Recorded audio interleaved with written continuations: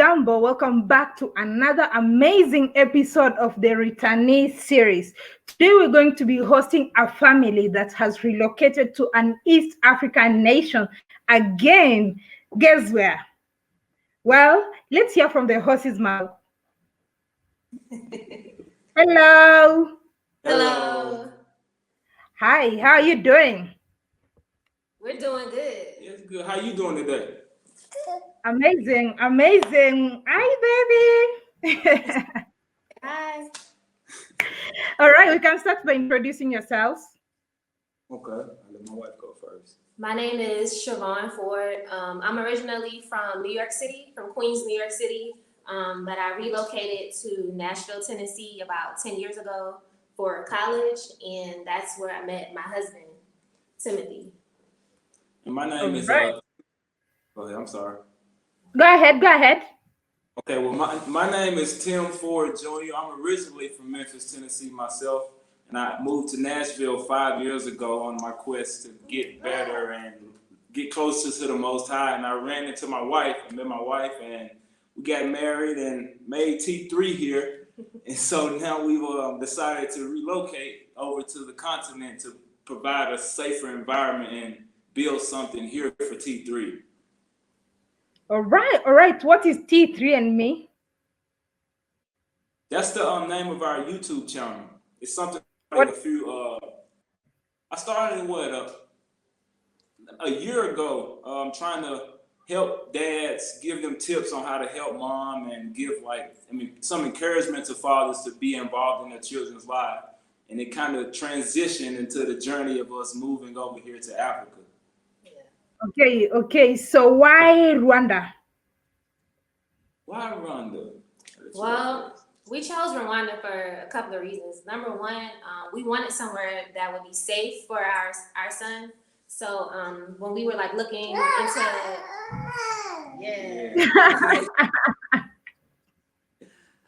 when we were looking into East African nations, we saw that Rwanda was somewhere that was safe and clean. It's one of the safest and cleanest countries in Africa. And we also saw that it's somewhere that has an economy that's growing very rapidly. And so we were really interested in that because we have a business. We sell herbal skincare products. And then I also am a clinical herbal practitioner. So I do consultations and I help women when they give birth as well. So Rwanda is also a nation that has a lot of women. So I knew that I would fit in really good here with our business, with what we do. So that was another reason why we came here as well. And also they speak English. So, we kind of wanted to stay away from African countries that are more French speaking because we don't know any French. So it kind of hit all the checks on our checklist. So that's why we chose Rwanda. Yeah. Okay. I saw that it was that they held women to a high regard over here. So that kind of rubbed me the right way. And I was like, okay, that's something I need to be involved with and around. Because I saw online, and also it was the safest and the cleanest. That's something that we liked as well. And I like the leadership of Kagame. It's something about the way that he leads and how he's helped the people since the genocide get to where they at. And I really respect that. So we figured that this would be a great spot to come to. All right. That's awesome. Majority of the people in Rwanda, do they speak English or French? They speak English, and then Kenya and Rwanda is the local language that they speak. Oh, yeah. I know Kagame had, because previously it was French, but Kagame changed it, right? Mm-hmm. He changed it from French to English, right? Yeah. Yep. He All did right. that. We actually were and he said that while he was in high school, they changed the language from French to English. So most of the people now, they know how to speak English better than they know how to speak French. Oh, okay. Awesome. So how long have you been in Rwanda? It's been 3 weeks. We've been here about 3 weeks. Yeah, it hasn't even been a month yet. Oh, okay. So how did you keep your items? Did you just decide now that the lockdown and whatever was happening in the world is over, this is the time to go? How did you make the move? What was the process? What was the transition like for you?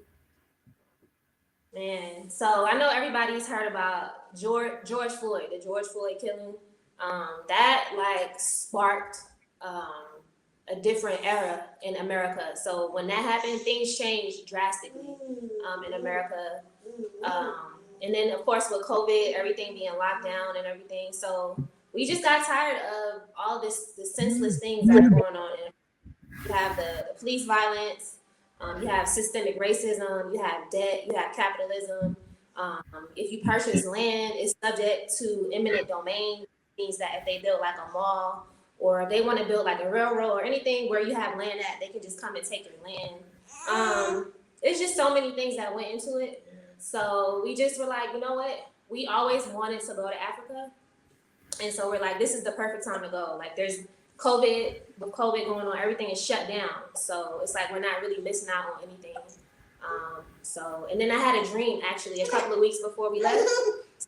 So the dream kind of like solidified it to like now is the time for us to go. Now's the time for us to go. I'll let you add on to that. Yeah, and we realized that we've been fighting in the same system of what's been going on over there for like 400 plus years. So it's no reason to continue to put up with that if there's other options on the continent where we can be safe and really thrive as people. So we realized there was no point in continuing to protest and jump in front of the streets and try to fight those people because they set everything up over there like that. So that's how they're gonna keep it. They don't plan on changing it. So why continue to keep beating a dead horse when we see they just rewrite the rules every 100 some years to like tighten up the noose basically. Oh, awesome. So you ship your items? Not yet. We still have some stuff over there that we got to get shipped over. We got like a couple boxes. I would say like 5. Yeah. Maybe 5 boxes, but we came with like 2 bags apiece. That's all we came with. Yeah. We actually had to wind up leaving a lot of our things at the. We had to throw away a lot of our bags at the airport because we got to our flight late. And so they were like, we only can have carry-on bags at this point. We couldn't check in any bags. So we threw away like 3 bags of clothes. So we literally came to Rwanda with like 1 bag each. Yeah. What? Oh Yeah. my goodness. Were there any special requirements, COVID tests and all that? Yeah, we had to get a COVID test, 5 days before? Yeah, you have to get a COVID test 5 days before your first flight leaves out. And then when you get to Rwanda, you have to take another COVID test when you get here. And once after that test, you have to quarantine for an hour in a specific hotel. 24 hours, I'm sorry. Yeah. In a specific hotel that they choose. It's like a list of them that they have. Yeah, you can choose which hotel. They have like a list of 12 hotels that you can choose from. They range from like $35 all the way up to $200. So you just kind of pick, what fits your budget and where you like to stay. They're all like different styles of hotels. But Okay. And had you ever visited any other African country before you settled on Rwanda? No. No, man, we did not. Nope. This is our first time on the continent. Like when I got here, because we had a layover in Ethiopia, I literally cried when I got off the plane. It was an amazing experience being here. What about you, Tim? What? Oh no, I never visited. How was the experience when you first landed? Like when you first got to the continent, keeping in mind that this was your first time? Yeah, when I started crying when I saw the landmass through the airplane window.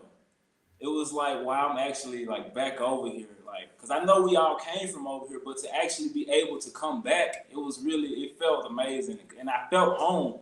Like, I came back for a reason. And I'm like really proud that we made that step together. It was a humbling experience because you realize that it's bigger than you. It's way bigger. Was it something that you expected? Like the impression, I know probably you had watched a lot of videos, done some research. Did it meet your expectation? Definitely. That exceeded our expectations. Yeah. Like we're loving it over here. It's been a great experience. The locals that we met, they've been really nice and helpful. Yeah. The weather is beautiful, and I really don't have anything bad to say. Yeah. You can't even. It's literally night and day from what we've been dealing with to where we at now, and it's nothing like we expected. It's way better, way better. I didn't even think it'd be this great. It's great. Wow. Yeah. And now, have you like looked for a house? Are you staying in a hotel, Airbnb, and stuff like that, or you had to research and get a house before you came? We actually we stayed in an Airbnb for 9 days, and what on the 8th day? Yeah. Well, the 10th day. On 10th day, we found somewhere to stay. We signed a lease for a year in a home over here. Yeah, we found a house here. It was really easy. I know, like in America, you have to get like a credit check, and if your credit is bad, you can't get a house. They didn't do any of that here, so we were able to just, as long as we have the cash on hand, we were able to just purchase a house or rent a house really easily. So yeah, we found a house as soon as possible, which I thought it would be easy to find a house, but I didn't think it would be this easy to find a house. Oh wow. And now, what type of visa are you in? Are you on a visit visa? Yeah, right now we're on a tourist visa, which expires in 30 days, and then we're going to be getting a business visa after that, which lasts for anywhere from 2 to 10 years. So we'll be doing that next. You done research on that? What are the requirements for the business visa? Do you know how much it costs? Yeah, we've been down to the what's it called, the immigration office to look at the form and decide which visa we're gonna pick exactly. And so once we go officially, we have everything lined up, so it won't take as long. Yeah. Yeah. And I think it's the Do you know the cost? Do you know the cost? Yeah, so the visa is the visa we're looking into get is $200, the V9 visa, and that's the one that lasts for up to 10 years. Wow, that's pretty affordable for 10 years, I think. That's pretty affordable, pretty affordable. And so how is it to like move with a child? Does the child also go through the same? Do they have to do the COVID tests? Do they also need that type of visa? Like, yeah, so if you're planning on repatriating with children, they need a COVID test too. But don't be scared because they don't do the COVID test the way they used to do it. Before they would do the test that went really, really far back, but they don't do that anymore. They have a new test with a shorter swab. So it just goes like to just the bridge of your nose. And so T3, he got his test done. He was fine. He didn't cry or anything. He was more so surprised that they were sticking something in his nose, but he was fine. And then they also have the test here in Rwanda. They do a mouth swab. So they don't even do the nose test anymore here. So yeah, your children have to have a COVID test, a negative COVID test as well. And for the visa, they have to have a visa as well too. So the $200 is per person. It's not. It doesn't include your children. They'll have to spend $200 on their visa as well. so the child you need to get a different type of visa? Like, okay, the child is pretty small, it's not even school age, but you're going to get a business visa for yourself. So what about the child? What type of visa, or does the child come because he's a minor? Does he just benefit? Like, I don't understand that point. So the business visa, you're not allowed to put dependents down on there, so you can't put your children on there. They will have to get a separate visa. So he's getting it's one, I forget the name of it, but it's one, if you're part of the African Union, you can get a separate visa, which is renewable. And so the diaspora is actually the 6th region of the African Union. So we fall under that visa. So he'll be getting that visa. And then we're getting the business visa. Okay. So now let's talk about a little bit about finances. So how much do you think someone needs in order to make the relocation? I would say, depending on the size of your family, you can relocate with as little as 5 to 6 thousand US dollars.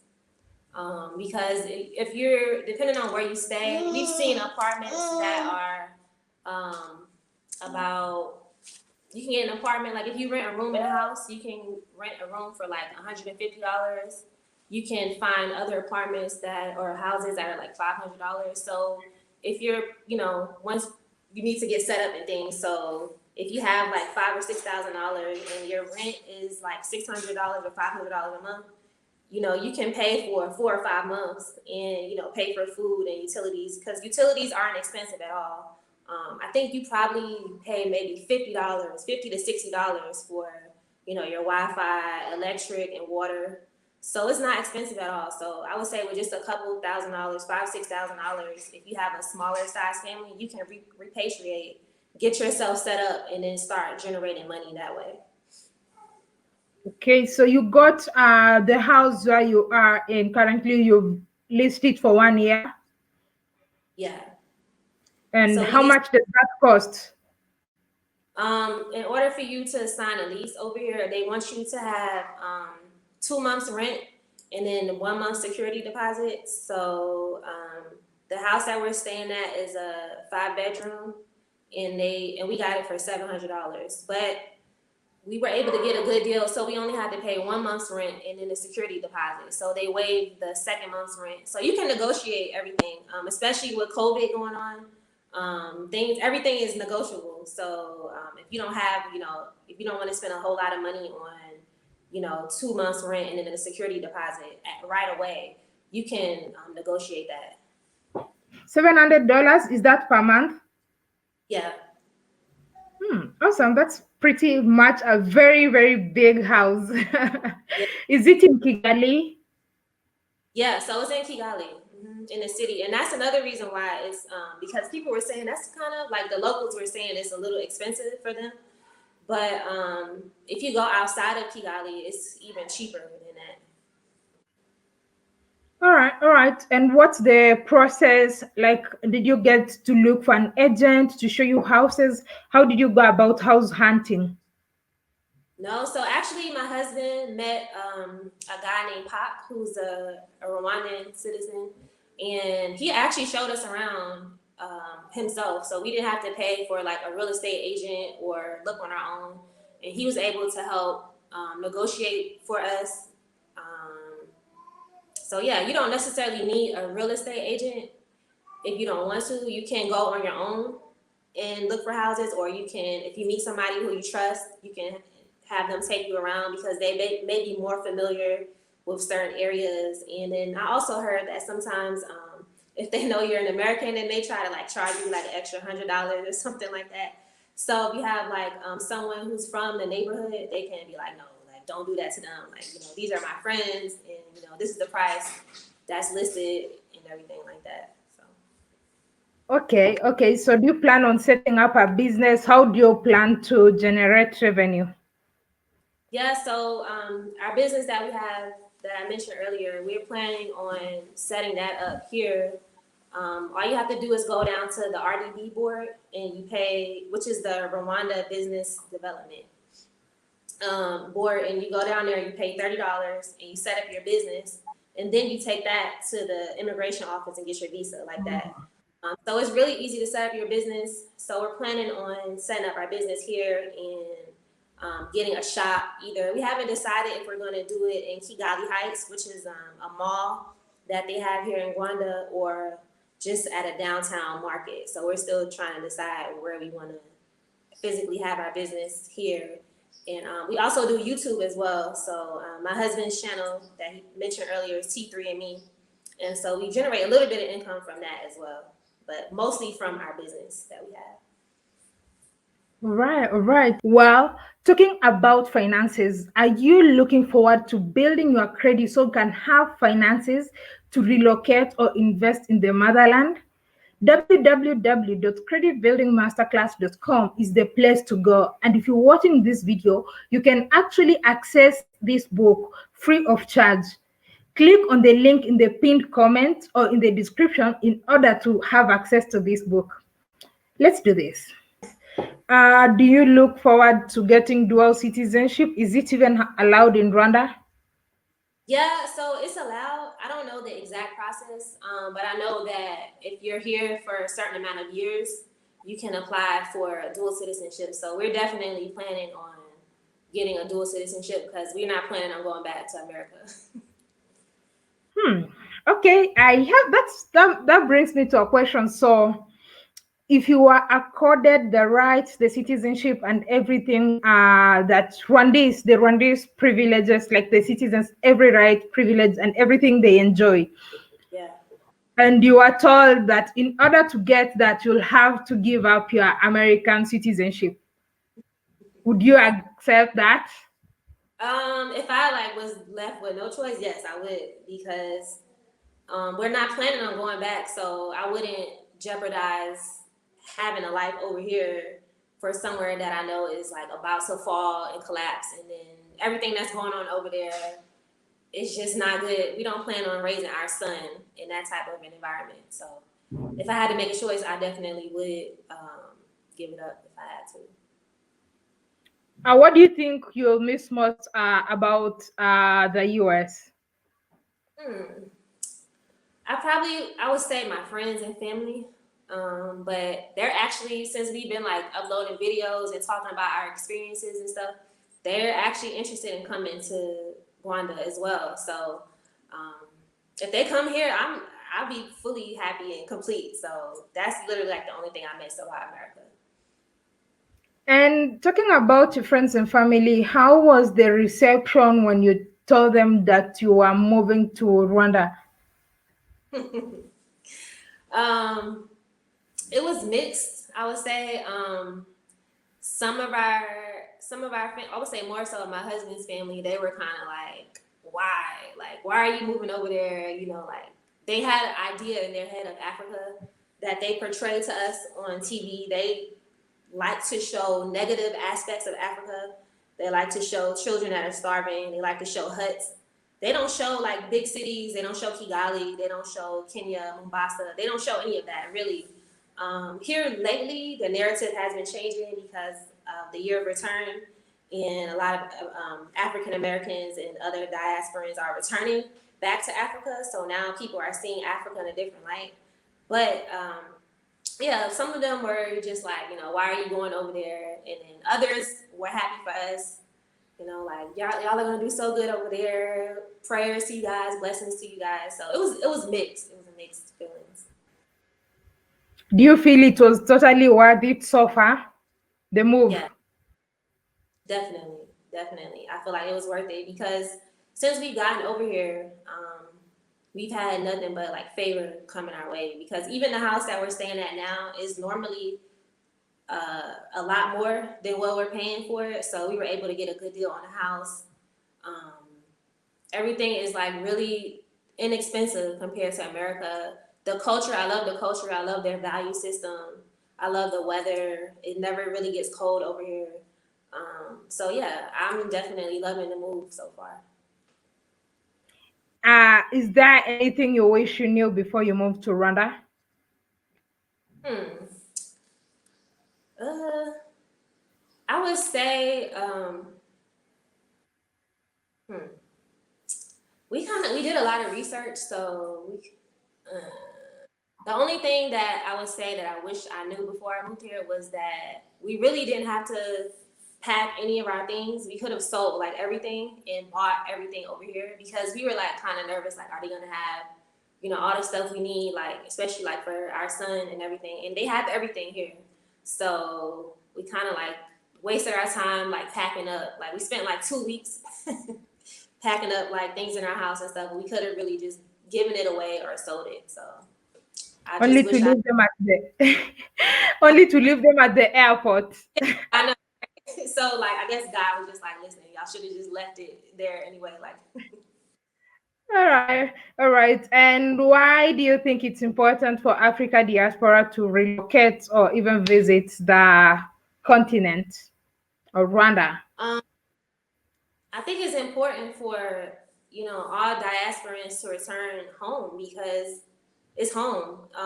When you're in America, you have a sense of uneasiness You feel like uncomfortable. You have like a sense of dread, when you wake up in the morning. And when you get over here, you have like a sense of peace. You'll be able to prosper more. When you get over here, there's so much opportunity. There's so many different ways to make money and to invest in different things like that. So whereas in America, we were locked out of wealth. When they were building the infrastructure of the country, when they were building the railroads and laying down the groundwork of America, we were slaves and we were, prisoners. So we weren't able to tap into any of that. Whereas if you come back over here to your homeland, they will accept you. You can incorporate into the society and you can build generational wealth that you can pass down to your children and leave a legacy for your children. I don't really feel like you can do that. Go ahead. And I was saying, like, in America, everything that we build is torn down by jealous people. They'll come, like, if you build a city, they'll come and they'll bomb it. Or if you, have a business, they'll, like, try to come and sabotage it in some way in certain instances. Whereas over here, that's not going to happen just simply because you're Black or because of the color of your skin. All right. And any advice that you have for people who want to relocate? I know one of them is you can sell off everything and come and buy. Any advice you'd give to someone who wants to relocate? I would say if you have like that feeling in your heart or in your spirit that you want to come home, because since we repatriated, we've had a lot of people reach out to us and say, I want to come. I've been talking about coming to Africa, I would say to do it. Do your research. There are a lot of YouTubers out there who've relocated to various African countries. Pick a country that you like to go to. Do research. Look at their videos so they can give you like more ideas on, like the prices of things, what you'll need, immigration documents and stuff like that. You can find everything you need on YouTube, I would say. So if you feel it in your spirit that it's time for you to go, because people have paved the way for you to go, and there's a lot of people who can give you information on different countries. So you don't have to feel like you're going to go somewhere and not know anybody, or you're not going to know what to do, or it's going to be hard. It's not like that at all. All right. Thank you so much. It's been a pleasure hosting you. I can't wait to see your journey and how you're going to, day-to-day life. I do see your channel. You post day-to-day life and, the things you're going through moving to Rwanda. So I can't wait to see how your journey would be like. Thank you. I appreciate it. Thank you for having us. Thank you so much for watching this amazing episode of the Returnee series. I hope you enjoyed it. Don't forget to hit the like button, subscribe, and share so we can help a brother and sister out there who is planning to relocate. Also, don't forget to check out their YouTube channel, T3 and Me, to follow up on their journey, and maybe you can learn one or two things from their relocation journey. And like I always say, in case you want to learn how to build your credit in order to get finances to relocate or invest on the continent, www.creditbuildingmasterclass.com is the place to go. If you're watching this video, like I said, you can access that book for free. Go ahead, let's do this. Until next time, kwaheri. Yangu wasenesi mwakire mtuzeha sana nenda finira chechemekwe yangu wasenesi mwakire mtuzeha sana nenda finira chechemekwe yangu wasenesi mwakire mtuzeha sana nenda finira chechemekwe.